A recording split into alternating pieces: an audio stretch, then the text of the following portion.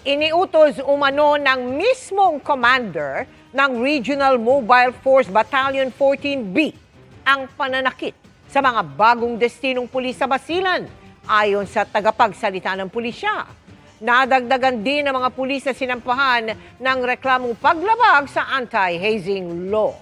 Nakatutok si June Veneracion. Isang linggo matapos ang hazing incident na yan sa ilang bagong destinong pulis sa Lamitan, Basilan. Umabot na sa 54 na pulis ang nasampahan ng reklamong paglabag sa anti-hazing law at inaasahang madadagdagan pa.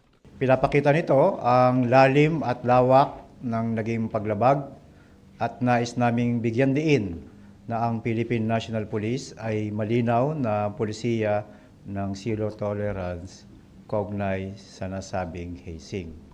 Maaaring makulong ng 12 taon hanggang 40 taon ang mga sangkot, depende sa bigat ng kanilang partisipasyon.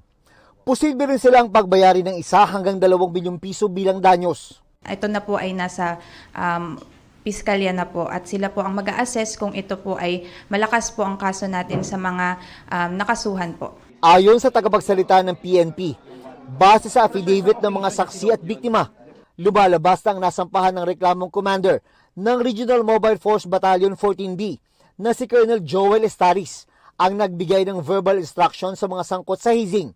Hindi man siya aktual na nanakit, pero nasaksihan niya raw ang hazing. Bagamat hindi natin nakuha yung mga individual na specific na instructions ng ating force commander, pinagpapalagay natin na ang lahat ng utos ito ay nanggaling sa kanya. Base na rin sa kanyang pwesto at sa kanyang designation bilang force commander.